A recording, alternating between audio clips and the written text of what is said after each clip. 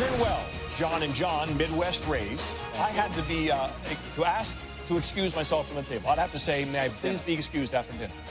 Now, Russ and Paul, they weren't nice to the media the other day. You saw that. I did. John, would you please tell me if OKC had good manners towards Portland Sunday? Well, first, since it would be impolite of me to just say next question. Thank you. I will tell you that, yeah, probably a little too nice, at least defensively. A Game 4 between the Thunder and Blazers in OKC. Portland up 2-1.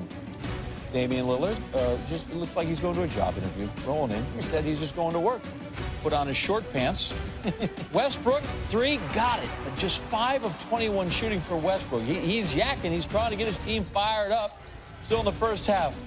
Lillard, so with a $1:16 left in the second, he makes his 46, and then they got really good. Lillard, he was an inferno again in the third. Deep over Westbrook. I mean, just a little okey-doke, and Cantor gets in there and frees him up. A couple of trips later, another screen, bang, sure. Oh, Lillard, 14 of 21 on three-pointers this postseason from 26 feet away or farther. Unbelievable. It's farther, not further. Keep chucking. Oh, first we had an easy one. Off a turnover, the steal. The flush, and then Lillard.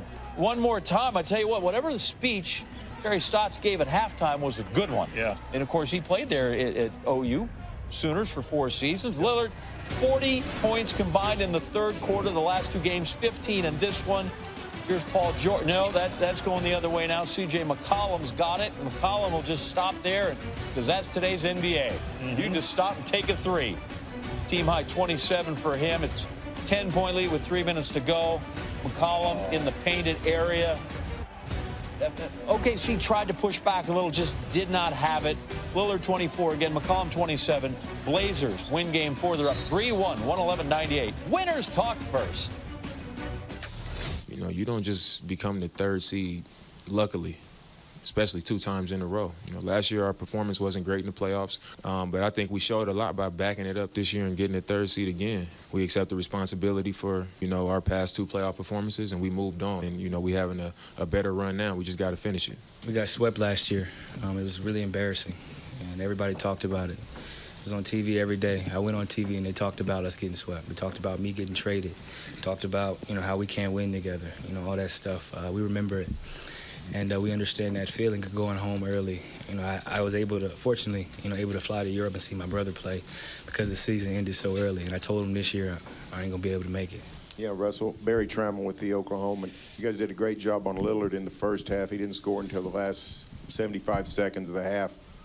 Were you pleased with the defense you played on him, and how did it change when he got going in the third quarter? That's a good question. Not sure. Then there's this, and it's not good, at least if you're a Thunder fan. When trailing 3-1 in a best-of-7 series, 0-12 in those series all time. Make matters worse, they haven't forced a Game 6 with a road win in a situation like this since 1997 when they were Kenny Mayne's Seattle Supersonics. Here we go, Warriors and Clippers in Game 4. Not a closeout game for Golden State because, you know, they couldn't close out Game 2 when they led by 30. Klay Thompson, he scored a total of 6 points combined in the first quarter of Games 1 through 3. Had 17 in this one. Hit his first 7 shots. On their off day, he went and jumped in the Pacific. Said he got his mind right. Kevin Durant, he's got his mind right there as well. Durant, Thompson, they team up for 46 points in the first half. Klay had 27. I'm going to call him Klay. I'm going to call him Klay. It was an 8-point Golden State lead, but the home team rallies up in the third. They're up 3 in transition. Here we go. Run, run, run. Danilo Gallinari, Montrezl Harrell, open for the dunk, and the Clippers up 5. Their biggest lead of the game, and essentially, for all that celebration, it was a mirage. Less than 2 in the third. We're tied up. Steph Curry only had 12 in this game, but he made that one, and so the Warriors are up 3. 1-point game, Thompson. Hot hand draws the attention. Comes around the pick, doesn't matter. Splashes one anyway. Now it's a 5-point game. We're watching Thompson. He's just running, running, running. Keep moving, and then he does. Whoops, there's Andrew Bogut. Former Bucks great for the lay. And Draymond Green to Durant for the easy 2. It's an 8-point game. Time winding down on the shot clock. A Gallinari miss, corralled by Golden State, and Durant up to Andre Iguodala. AI's got that one. Doc needs a timeout. Curry almost throws that away, gets it back, whips it out to KD. KD had 33 in this one. Thompson had 32, and the Warriors take a 3-1 series lead after a 113-105 win. I love their team. They're a young group that fights and scraps and plays together, plays hard. And, you know, I just told our guys in there, that's what we're going to see Wednesday, too. They don't stop, man. They one of those teams that's just going to make you feel them all game. And even when you go home after the game, you're going to be thinking about them because they tough. One thing I will say about our team is we will be ready. We'll show up. I can guarantee you that. This team has never not been that. And it would be nice to get back here. That's for sure. We don't want to extend the series any longer than we need to because every game is so pivotal in the playoffs, and we'll give our fans a show, redeem ourselves from last time we were in Oracle because we owe them one. Sunday marked the 6th time over the past 3 postseasons that the Warriors featured multiple players scoring 30 in a game. That's the most by any team over that span. 3rd time those players were Durant and Thompson. And as you might suspect, Golden State is 3-0 in those games. You get guys scoring 30, that's a good thing. Celtic a chance to close out Indiana in 4 games. Boston finding its game here in the first round. Victor Oladipo, he's been out for quite some time, and his teammates are going to join him with a season ender, but not before Miles Turner does that. Little pump fake, and then the throwdown. Look how tall I am over Gordon Hayward. Pacers up 2 at half, 49-47. In the 4th, Celtics by 1. Marcus Morris, money. He finished with 18. The Celtics now up 87-83. Shot clock dying. There's Gordon Hayward. Look at Gordo. You can dunk on me, but I'm going to make it and draw a foul. He had 20 points in this one. Celtics up 7 after the free throw. We got more Hayward. He's going to nail a big 3 here. Celtics bench put up 49 points. Kyrie Irving on the former Butler Bulldogs. Back in Indy. Means a lot. They were throwing multiple bodies at me, making sure that the ball was out of my hands and making other guys beat us, and that person was Gordon Hayward. This is his city. You know, this is where he's from, and I'm glad that he had a chance to put on a performance like that in the closeout game that, you know, really means something to him. Right, the truth. Pacers down 8, trying to stay in the game if they could. No. Irving keeps it alive, and Jason Tatum will finish it. He's all up in there with 2 hands. Chaminade pride one more time. Irving's teams are now 16-0 all-time in the first round of the playoffs.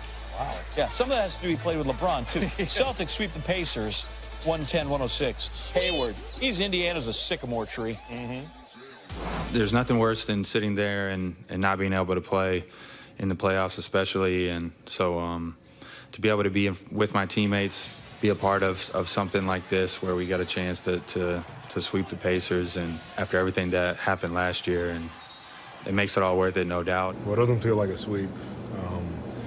You know, I got to tip my hat off to Indiana because, man, those guys really made us earn it every game. It wasn't only tonight, it was like every game. I'm just happy that a lot of guys on this team got to experience what a sweep feels like. And now we get to rest for a few days and lock into the winner of Milwaukee-Detroit. So this is the 6th time in franchise history that the Celtics swept a best-of-7 series. You figure as much history as they'd had, there'd be more. 3 more. First since they won 4 straight over the Knicks in the first round 8 seasons ago. In 3 of the previous 5 instances, the Celtics would go on and win the NBA title. On the other side, Nate McMillan teams now 6 straight first-round playoff exits. Magic Raptors, dinosaurs that do card tricks, which is hard. They get the little arms. It's hard to do card tricks, as opposed to just regular Raptors. Toronto trying to go up 3 games to 1. Fred Van Vliet called for 3 seconds in the lane, and Nick Nurse is like, I thought he was fighting a yawn for a second. Yeah. But he's like, what? Did you just call 3 seconds for the first time since the late 80s on Bill Cartwright? He's in shock for 13 straight seconds. That's an NBA record formerly held by Del Harris. #Elias. Denny. gets the steal. Lowry to Leonard. And that's shocking. That's a good kind of shocking to see Leonard with that kind of dunk. He's got large hands. He shouldn't be shocked, does not smell like cabbage. Also enables him to go and one. Wow, he is strong with one hand. Raptors pulling things away here, playing good defense. They came in holding the Magic to 38% shooting. Here we go again. It's late fourth. Oh! Siakam has been absolutely on fire. The coaches, he's shocked the production he's getting from Siakam. Raptors go on to win it, and that's the Magic response. 3-1 series lead for the first time in franchise history. Yeah, they really make their fans nervous most of the time. Teams were tied at 31 early second, and then the Raptors put the pedal to the metal. Outscored Orlando by 16 points over the final 9.5 heading into halftime, including 9 from Kawhi, who now has multiple 30-point games in a single series for just the second time in his career. The third finished with 24, and indeed the Blazers, an easy winner here, 111-98. So feel free to dazzle your friends with this little nugget here. Lillard, big third quarter again, scored 25 in the third quarter of Game 3 and 15 in Game 4. So he's really good in Oklahoma City in those 12 minutes coming out of half. 40 of his 56 points over those two games came in that quarter. And now we're dropping in to get some lab work done with Tim Legler. Well, there are 4 all-star caliber players in this series. Unfortunately for the Oklahoma City Thunder, the 2 best have been the guards of the Portland Trail Blazers. Damian Lillard, C.J. McCollum, incredibly consistent, big-time shot makers, and they've taken over in Oklahoma City the last 2 games in that pivotal third quarter, and it's really blown coverages on the part of Oklahoma City, and you can't have these kind of mistakes against great players, particularly when they get it going. And right here, Steven Adams is coming out, and he's looking right at the action. It almost looks like he's worried about Lillard beating Paul George to the baseline, but you've got help back here in Jeremy Grant. So if you're Steven Adams, you really only have one responsibility. As this screen is being set, it is incumbent against a guy like Lillard. You have got to be above the screen, ready to give help. Paul George will have his feet in this direction, and now you've got a chance to get the ball contained right here on the sideline and make Lillard give it up. Instead, as Lillard comes off, look how late Adams is. Lillard's looking right at him. You've basically got 9 feet of separation. That's too much for a great player. Once he gets it going, he continues to roll. Similar story with C.J. McCollum. He comes up here. You're going to get the switch. Raymond Felton now picks up McCollum. Not a problem there. But if you're Raymond Felton, you've got to understand this pick is being set at about 28 feet. Here is Nerlens Noel. He's in great position to get over here and help you. So if you're Raymond Felton, you have got to get your feet repositioned here. You cannot allow McCollum to cross you up. Force the basketball toward half court, get it out of his hands. Instead, watch what happens. McCollum crosses him up, stop, look at all that space. C.J. McCollum with a wide open look, 14-point deficit is about to climb right here. You get there late, you get your feelings hurt. Portland's guards incredibly poised, making big-time shots, and now Oklahoma City is in a deep hole. They had more than their share of open shots in this one. They couldn't knock it down. Portland has a chance to close this thing out at home.